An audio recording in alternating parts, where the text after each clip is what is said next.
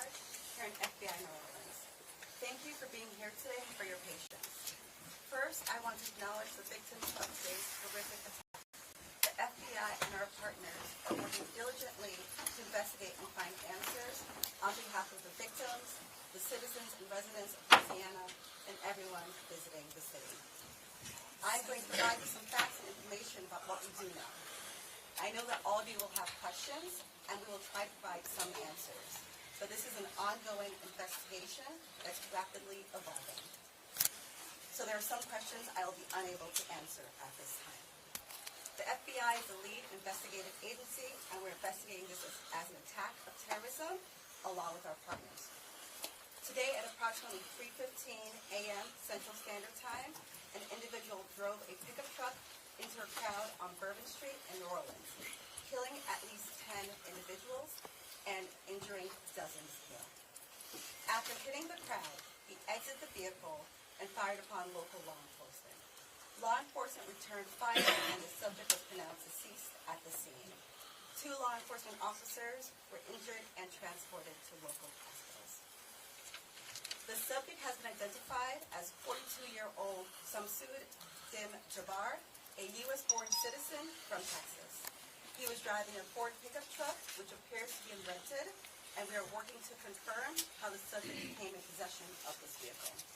An ISIS flag was located on the trailer hitch of the vehicle, and the FBI is working to determine the subject's potential associations and affiliations with terrorist organizations.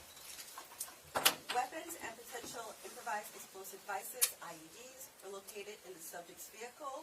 Other potential IEDs were also located in the French Quarter. As of now, 2 IEDs have been found and rendered safe. The FBI's privilege and bomb technology, as our local law enforcement partners, have been working to determine if any of these devices are viable, and they will work to render those devices safe. The FBI, we are working with our partners to investigate this as an act of terrorism.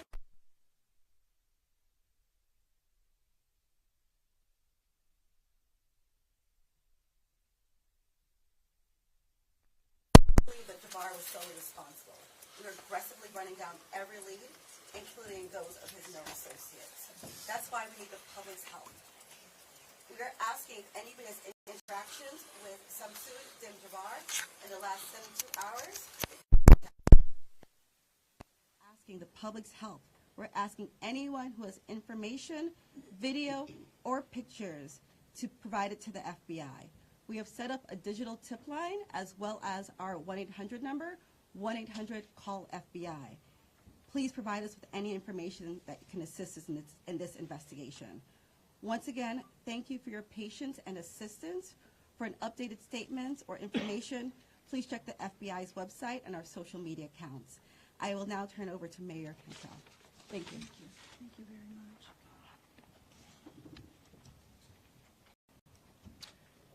Thank you, Agent Duncan, for your leadership and the full support of the FBI. First and foremost, I want to express my deepest condolences to the families and loved ones that were impacted by this tragedy on Bourbon Street and in the heart of the city of New Orleans. And I know that the entire New Orleans City Council grieves along right with me, no doubt about that, and our people and our families. My priority will continue to be to ensure that victims that remain on Bourbon Street now will be serviced and removed as soon as possible. But as stated, the FBI is in charge of this investigation and are doing everything necessary to make this happen. I also want to acknowledge hearing from President Biden, all of our federal partners, but most importantly, calling Governor Landry this morning, responded with haste, and we do say thank you. And of course, a demonstration of a unified support is right here in this room. That's how we collectively responded to this tragedy in the city of New Orleans. The mission now is to facilitate, support, and coordinate safety procedures to keep our residents and our visitors safe. I've gone to the hospital along with Chief Kirkpatrick to visit our police officers, and considering their injuries, they're doing well. As I mentioned, this investigation is ongoing, and the FBI remains the lead in the investigation. It is an active crime scene as well. We are committed, no doubt, to uncovering all details surrounding this tragedy. And we're taking every necessary step to put even more safety procedures in place, especially given the nature of the investigation. I'm going to ask people to do not go around our secured area if there is no essential need to do so. It matters, and again, it is an active crime scene. I also want you all to know that the Greater New Orleans Foundation has set up a fund to assist victims, and that information will be provided to you. Thank you, Ganoff. Again, I want this unified team. We're leaning in. We will be relentless, and we will do everything that it takes to render real justice. This team will. I want to also just thank our citizens for your heartfelt prayers. New Orleans is a world-class city, and I can say that I've heard from world leaders all this morning and up until now, in addition to my brother and sister mayors across this country. They're calling, they're responding, and they're standing with the city of New Orleans. And what they always say and want me to reiterate, they understand the resilience of this community. And we're strong in that regard, and I will say second to none. So with that, I'm going to turn it over to our governor, and as I mentioned, who has not wavered any in leaning in, providing the necessary support, and standing right with me, and I say thank you, Governor. And I know the First Lady is standing with us as well. Thank you, Madam Mayor. Thank you. Again, I want to thank the Mayor. Since about 3:45 this morning, when she called me, we have all been working just around the clock to both secure the city and to solve this act. You know, again, I want to reiterate that our prayers go out with all of those who have been affected by this tragedy. I want to thank our law enforcement officers. I want to thank our medical personnel. I want to thank our first responders. And most importantly, I want to thank the two New Orleans police officers who not only laid their life on the line, but were able to eliminate the threat this morning. Let me say, we have made public safety a state priority from day one. And I think that if you look around me today, right now, and you look at the people who are standing around, that is their commitment as well. We intend to be transparent in assessing any defects that may have existed in the system so that we can address it. It's the only way to ensure that any mistakes that were made are corrected. Specifically, we have been trying and working very diligently to address security concerns in preparation for the Super Bowl since October. And it's interesting because, ironically, in preparation for the Super Bowl, I had intended to issue an emergency declaration tomorrow so that we could bring all of our federal, state, and local agencies to bear in preparation for the Super Bowl and Mardi Gras. But because of the events today, I have amended that emergency declaration and issued it today. So again, that declaration will allow our federal, state, and local partners to bring all of the resources necessary to get this city safe. In light of that executive order, I have also ordered the mobilization of a military police company. I've asked General Freelou to mobilize a military police company to assist both New Orleans Police and LSP and the FBI. It is important for our citizens and guests of this state to know that we are doing everything we can to secure their safety in this city. We want to make it clear, the Superdome and the surrounding area is safe. But I've always said that the safety of this entire city is something that is always paramount to me. With that, I would like to turn it over to Jeff with the Super Bowl. Jeff Duncan.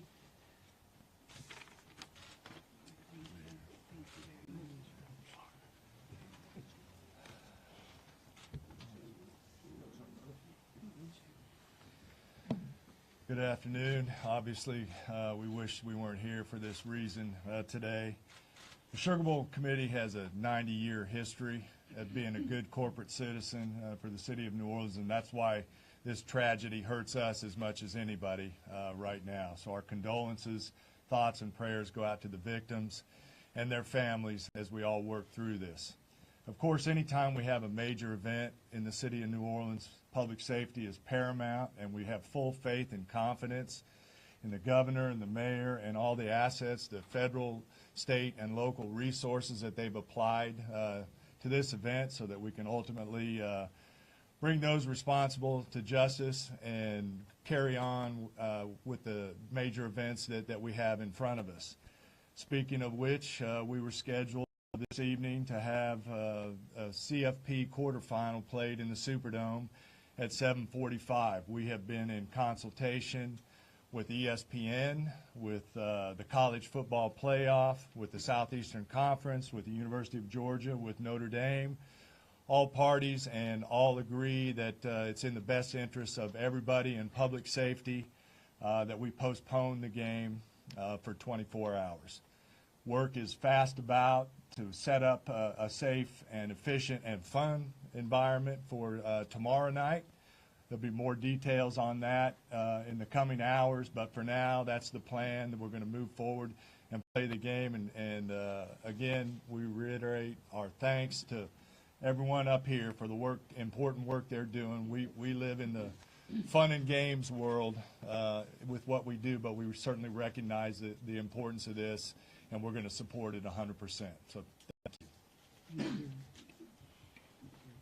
I'd like to bring up Senator Kennedy.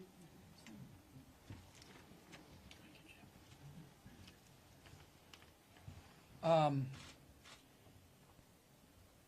wish I understood better why bad things happen to good people. If I make it to heaven, I'm going to ask. For those people who don't believe in objective evil, all you have to do is look at what happened in our city early this morning. I am, if this doesn't trigger the gag reflex of every American, every fair-minded American, I'll be very surprised.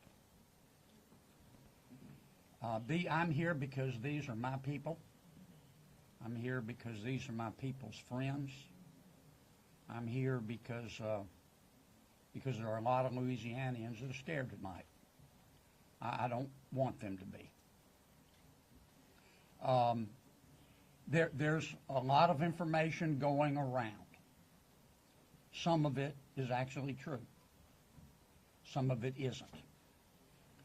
The federal government is now in charge of this investigation. By that I mean the White House, the FBI, the Department of Homeland Security, and the Department of Justice. I have not talked to the FBI. Maybe they've talked to my staff. I don't know.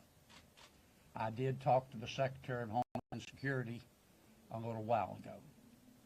And I told him that with all the respect I could muster, that we expect to put the full force and resources of the federal government behind this investigation. Our state troopers, our local police departments, our sheriffs, we've got many sheriffs here today, have been terrific so far. Federal government is cooperating with them. I hope that will continue. Here's what I want to ask from the federal government. Catch these people. Catch these people. And then tell the American people the truth. Now, I don't want you to tell us yet anything's going to interfere with your investigation. And there are things that I've been told that I think are true that I'm not sharing with you today because it could interfere with their investigation. But after we get to the bottom of this, they need to tell the American people the truth, and the people of New Orleans the truth, and the people of America the truth. I think the mayor and the governor are very wise to postpone this ball game for 24 hours. There's just too much stuff we don't know, and it's just not worth it. But I guess my final point is, I will promise you this. I will, when it is appropriate and this investigation is complete, you will find out what happened and who was responsible. Or I will raise fresh hell. And I will chase those in the federal government who are responsible for telling us what happened, like they stole Christmas. Thanks. Thank you, Senator Kennedy. Congressman Carter, I think you want to. Thank you, Governor. Thank you, Mayor. Thank you, Senator Kennedy. Thank you to all of our law enforcement agents for doing a yeoman's job, for stepping up at a time when we needed you most, for employing the resources of all of our partners. This is all hands on deck, from the White House all the way down. I've been in communication with the White House since early this morning. Secretary Mayorkas, leaders in all of our federal, local, and state agencies. The President has made it very clear that he intends to bring every resource to bear to not only tell the truth, but to provide the resources to bring these cowards to justice.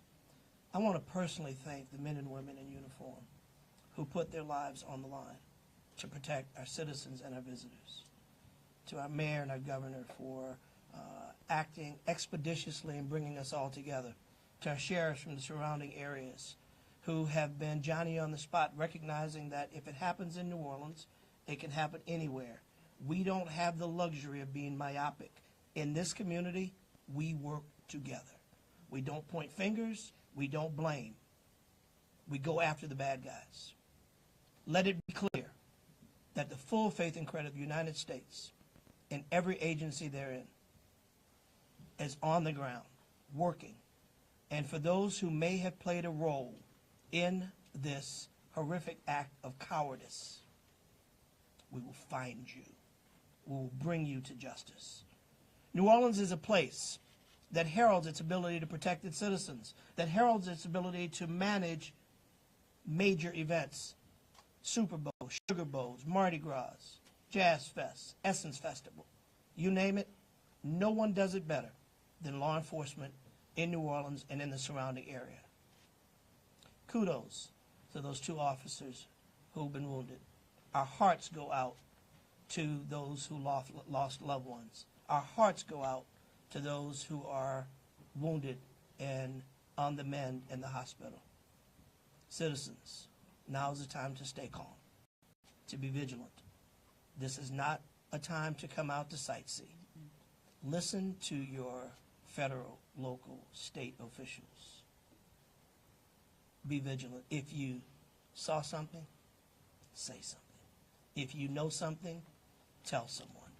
There are tip lines, there's information available. Please, all hands on deck. Rest assured that the decision that was made to postpone the game was not done lightly. It was done with one single thing in mind: public safety.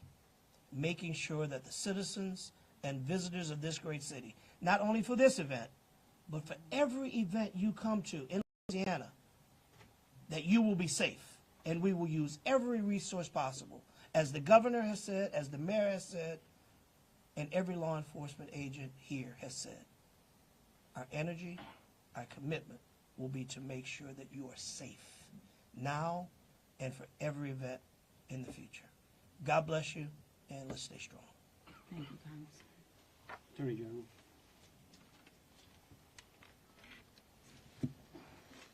I first want to extend my sincerest condolences to the families of the victims. Parents got a phone call last night, early this morning, that no parent ever wants to receive. And as a parent of children who come to New Orleans and spend time here, I know that that is just something that, you know, we hold our breath sometimes till they're home safe, and some people did not come home safe. And we also have some people who are fighting for their lives right now in the hospital. So I'd ask everyone to pray for them. They need our support and they need our prayers. This was a heinous act, a heinous, cowardly act, and we will find them and we will bring them to justice. My office will be providing both investigative and prosecutorial support to the City of New Orleans, to the District Attorney, Jason Williams in New Orleans, as I have done for months. We will continue to do that. We will provide the governor with whatever support that he needs, and the Governor's Office of Homeland Security, whatever support that they need. I'll be here to help. I will be here to stand with the City of New Orleans. We will bring them to justice. Thank you. Thank you. Thank you, Governor. Thank you, Governor and Mayor. For those who do not know me, my name is Ann Kirkpatrick. I'm the Chief of Police of New Orleans. My official title is Superintendent, but my role is as Chief of Police.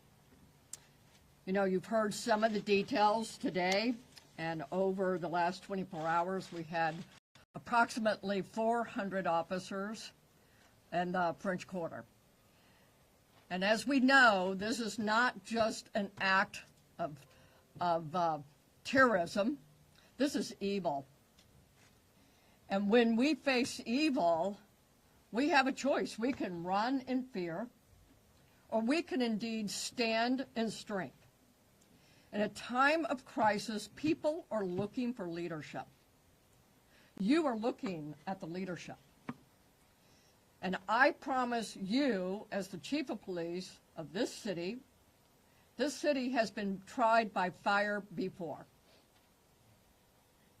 But fire purifies. Fire makes things stronger. We have a plan. We know what to do. We are going to get these people. There is a path forward. Very pleased that we will be back to having a wonderful game tomorrow night. New Orleans police have proven their ability to make the city safer. Just 2 years ago, we were the murder capital of America. Today, from that time 2 years ago, we have driven our murder rate more than 50% down. So we have a track record. But this is different because it's terrorism. Now, I want to thank all of our law enforcement partners. You're fabulous, and we appreciate the partnership. But last night, 3 of our officers engaged this terrorist who shot at them. 3 of the officers returned fire. Those officers did not run in fear. I liked what the mayor said this morning. New Orleans police and all law enforcement is built.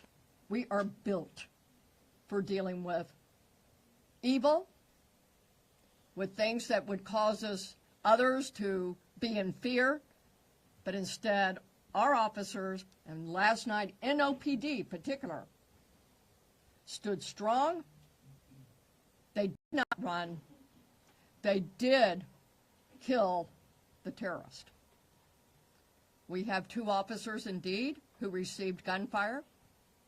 They will be okay. We have personally gone to see them. But this is leadership for you. And I promise, as the Chief of Police of this fantastic city, that I will be strong and firm and fearless. Thank you. Thank you. In wrapping it up, I want to just close with a couple of things. I want to thank Senator Kennedy and Congressman Carter. I want to thank again all of our law enforcement officers out there.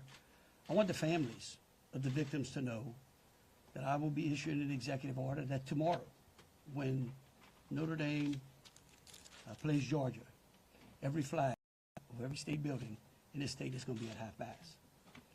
In remembrance of them, but remembering something else. That fear in this state is a liar. And these folks right here are going to make sure that justice is served. And for the citizens out there that were thinking, well, man, do I really want to go to the Sugar Bowl tomorrow? I tell you one thing, your governor's going to be there. That is proof, believe you me, that that facility in this city is safer today than it was yesterday.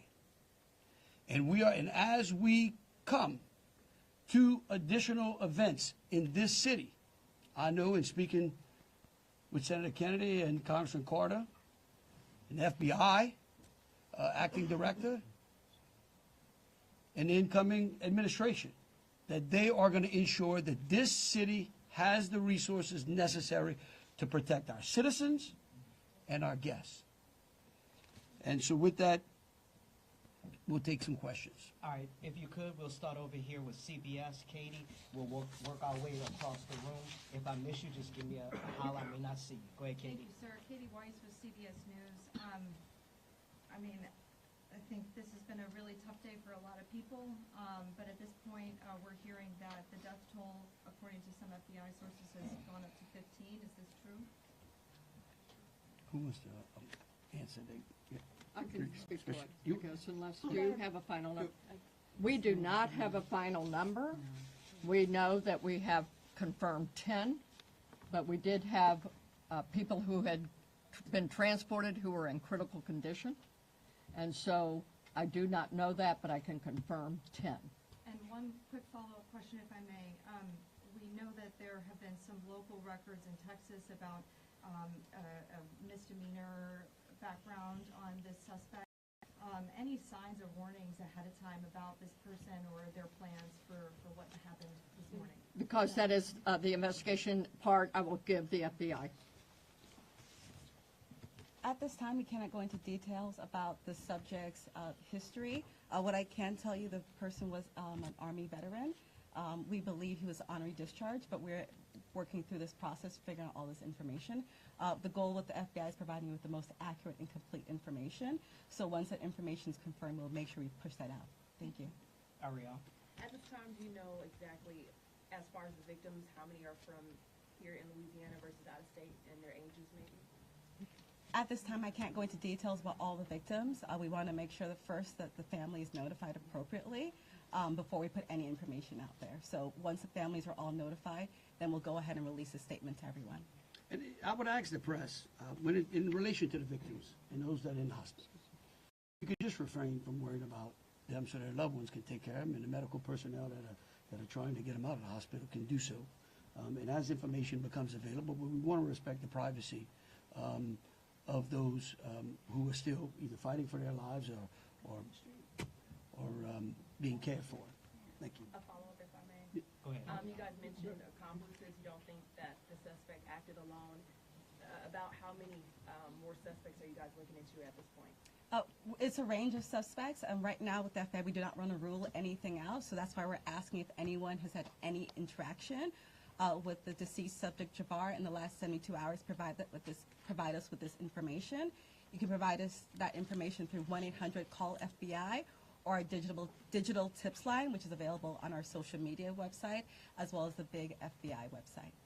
Can I say something like that? Tell me who you're with. WDSU. WDSU. Okay, and CBS.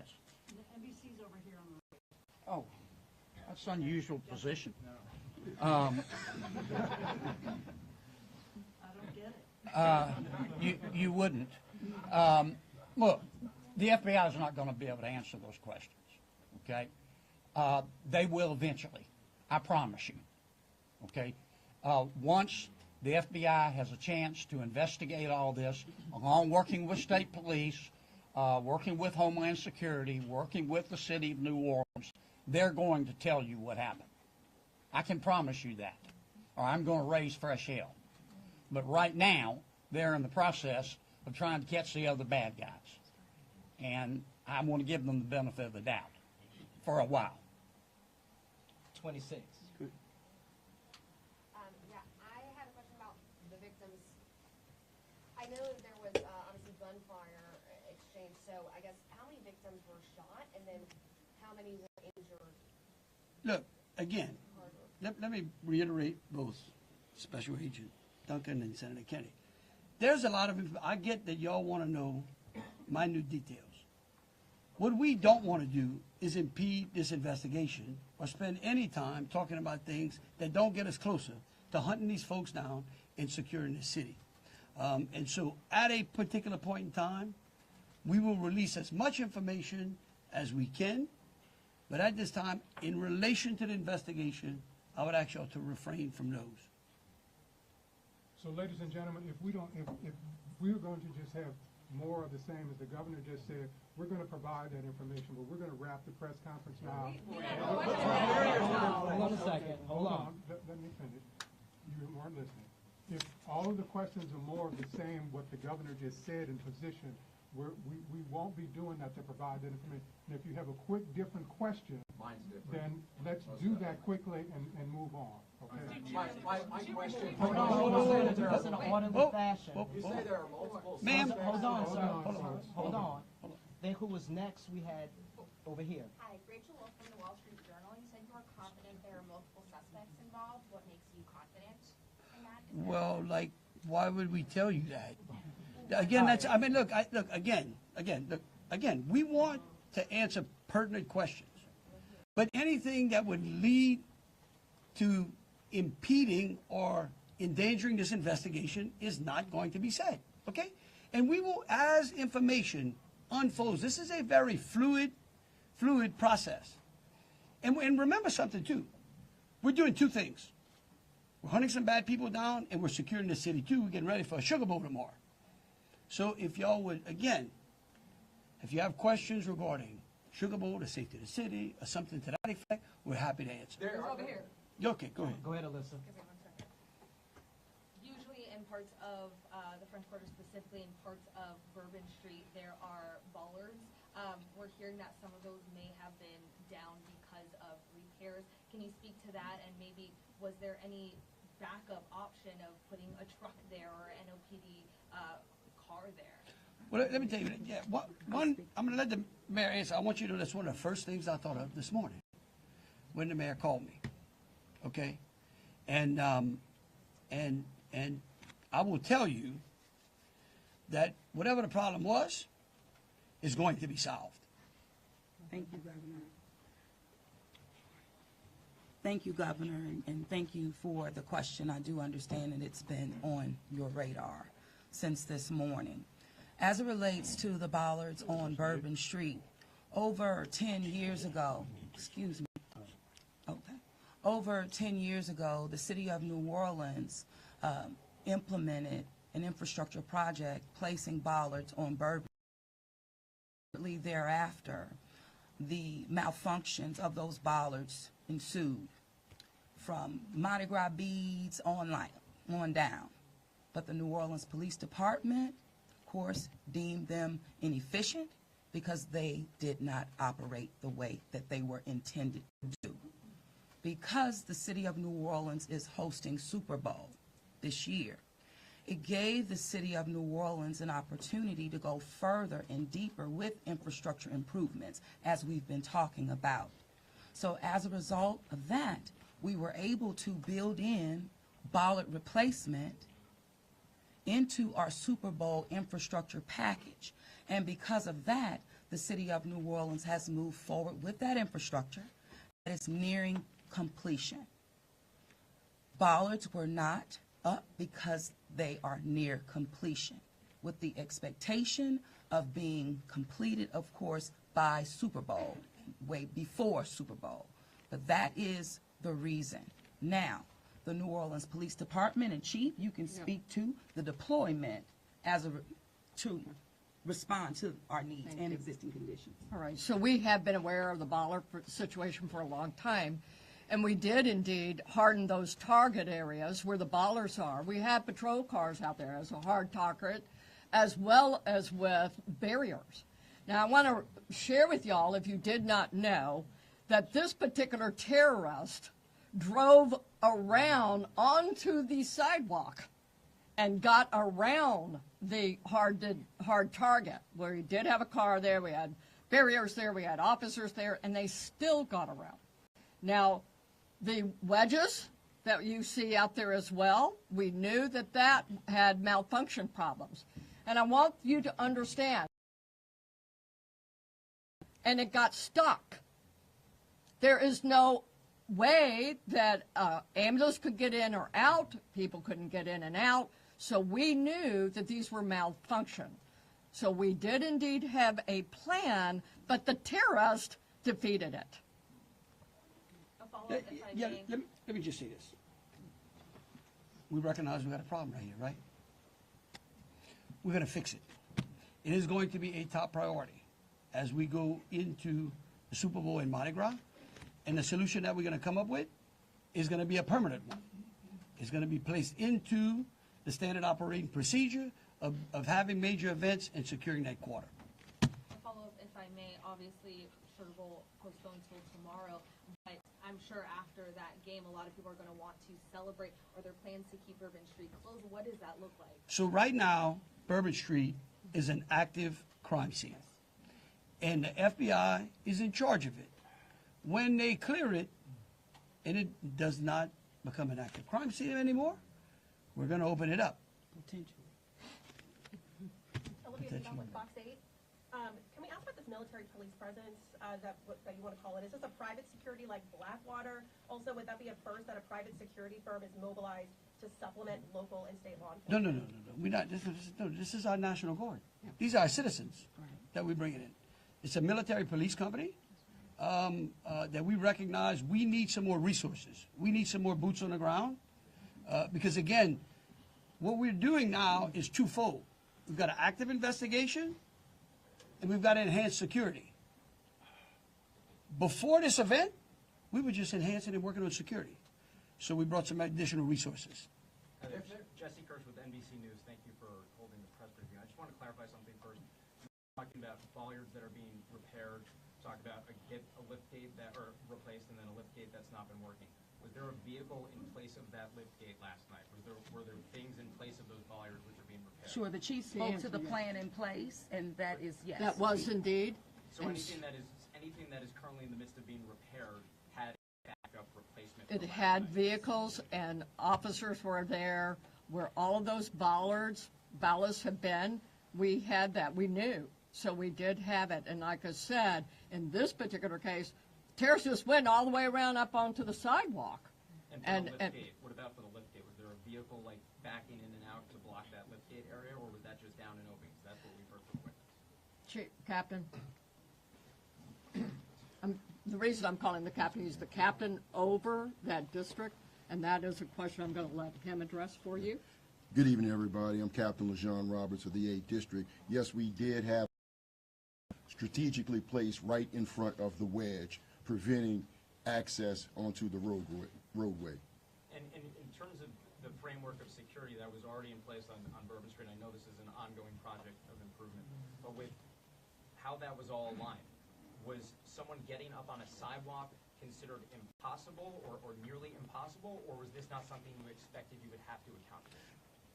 Of course, it wasn't something we expected to account for. The bollards they're actually wedges. They're strategically placed 5 locations throughout the French Quarter on the roadway. This particular terrorist drove onto the sidewalk behind the police car to gain access to the 100 block of Bourbon Street. So if you're worried about someone ever driving down Bourbon Street, why weren't you worried about someone driving up the sidewalk in the same way, or at least bracing for it in the same way for all Okay. years? All right, look. We can go on what ifs forever. This is evil. And that guy could have easily gone down the sidewalk of Canal Street, where there were a ton of pedestrians on there as well. And there are That's right. on some But all right. sidewalks, so that's, I'm Right. just asking Hold why. on a second. We're gonna move just, on. Chelsea, go ahead. just want you to know, however, we recognize, I said earlier, that where there are defects in this system, we are going to be transparent and we are going to address them with the city and make sure that we fill those gaps as best we can. Yeah. Chelsea Grace with Axios. I have a question just about sort of ongoing public safety today. Special Agent mentioned two possible IEDs. Were those in the same location? Should residents in the French Quarter or elsewhere be concerned about potential other situations?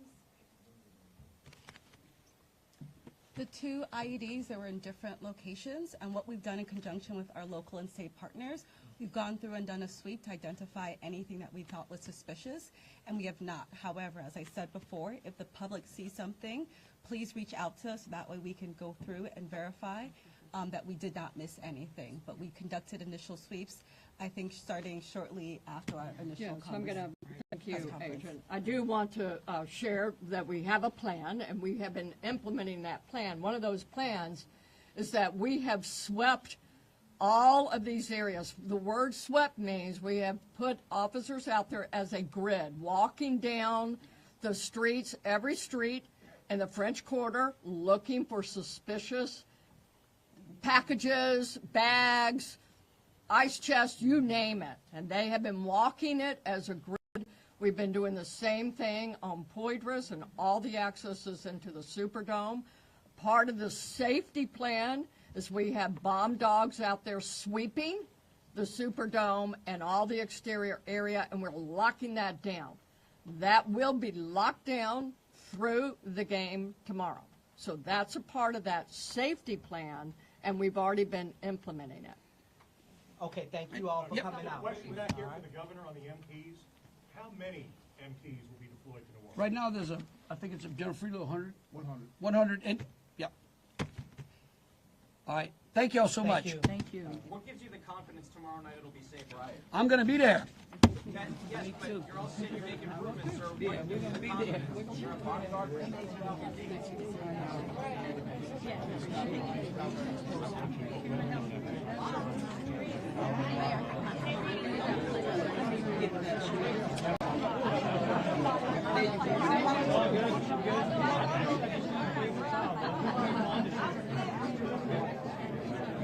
It's all good. I yield to the Senate. It's harder for y'all. You want some cool water? Have some How are you? Reese, good job. Thank you. The Mandeville Street response, is there any information on that? No? Do you know if it's related? I have no idea. Yep. Deborah. Hey, Deborah. Reese. Yes. So we got and then I'm interested in seeing the live, looking around.